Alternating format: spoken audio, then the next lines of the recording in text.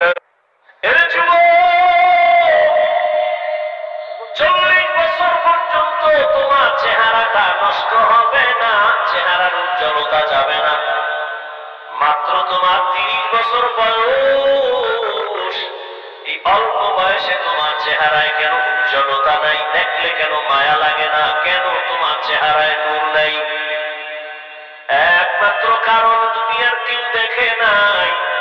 তুমি সারা রাত দরওয়াজা জানালা বন্ধ করে গুনাহ করেছো মোবাইলের দ্বারা, আল্লাহ দেখছেননি। আল্লাহ বেজার হয়ে গেছে। ওই মোবাইলের কারণে শুধু কি গুনাহ, চোখের পাওয়ার নাই, কানের পাওয়ার নাই, হার্ট দুর্বল, কিডনি দুর্বল, মেধা দুর্বল, মাথা ব্যথা বেড়ে গেছে, বুকে ব্যথা বেড়ে গেছে। এই একটা গজবের মোবাইলকে কেন্দ্র করে কত রাতের ঘুম নষ্ট করেছো। অথচ রাতের ঘুম হলো শরীরের মহা ঔষধ। দিনে তুমি 12 ঘন্টা ঘুমাও, রাতের 1 ঘন্টা ঘুমের বরকত 12 ঘন্টায় পাবা না। রাতের ঘুম শরীরের মহা ঔষধ, তাও কিন্তু আল্লাহ ফ্রি করে দিয়েছে।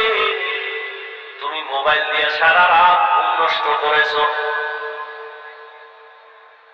এই মোবাইলের দ্বারা তোমার লেখাপড়া ধ্বংস হয়ে গেল, চরিত্র ধ্বংস হয়ে গেল, তোমার শরীর ধ্বংস হয়ে গেল, জীবন যৌবন শেষ।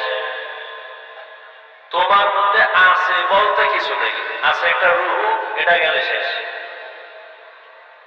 ও যুবক বাবা, তোমার মধ্যে আছে বলতে কিচ্ছু নাই। মেধা নাই, চোখের পাওয়ার নাই, কিডনি নাই, হার্ট নাই, চরিত্র নাই, মা বাবার সাথে ভালো ব্যবহার নাই, শিক্ষকের সাথে ভালো আচরণ নাই, আছে রূহ, এটা চলে গেলে তুমি শেষ। তোমার জিন্দেগি পুরাটাই বরবাদ। একটা মোবাইলকে কেন্দ্র করে মায়ের টাকা চুরি করছে, বাবার টাকা চুরি করেছে। এই মোবাইলকে কেন্দ্র করে মায়ের সাথে কত পরিমাণ বেয়াদবি, বাবার সাথে বেয়াদবি, শিক্ষকের সাথে বেয়াদবি, শুধু এই মোবাইলকে কেন্দ্র করে। আল্লাহ হেদায়েত দান করুন। জবানকে কন্ট্রোল করো। হাত কন্ট্রোল করা সহজ, কিন্তু জবানটারে কেমনে কন্ট্রোল করি এটা কষ্টের দিয়েও তো বাধা যায় না, রশি লাগানো যায় না।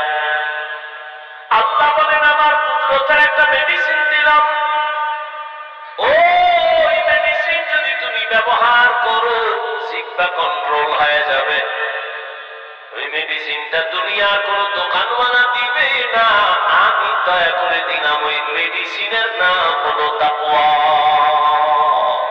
হরকে দারাত খৌফে হকদার দিল মদার জান্নাতুল মাওয়াতে। এখানে আসতে কপাল লাগে, বসতে কপাল লাগে, মা বাবার জন্য দোয়া করে যাইতেও কপাল লাগে। সব কপালওয়ালার কপালে জুটে না। নবীজির চেহারা এক নজর দেখলে পেটের ক্ষুধা থাকে না। যে রাসূলকে এক নজর দেখবে মহব্বতের সাথে জান্নাত ওয়াজিব হয়ে যায়। সেই রাসূলকে একটানা কাছে বসে 13 বছর দেখলো, বয়ান শুনলো, কপালে কালেমা নসিব হলো না। এমন নিকৃষ্ট বেঈমানের নাম জানেননি কি? এর নাম কফা।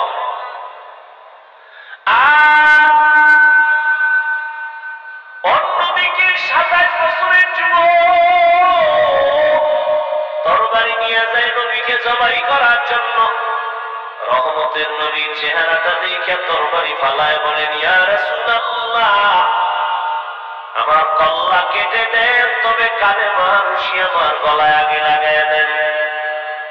কয় বছরের যুবক নবীরে জবাই করতে যায়? 27 বছরের যুবক কালেমার মালা লইয়া তরবারি নিয়ে দাঁড়ায় গেছে বাইতুল্লাহর খাতিবে।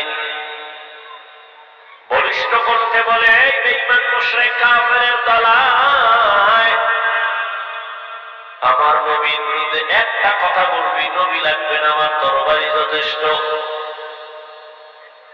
এর নাম কফা। 13 বছর নবীর বয়ান শুনলো, চেহারা দেখলো, কালেমা নসিব হয় নাই।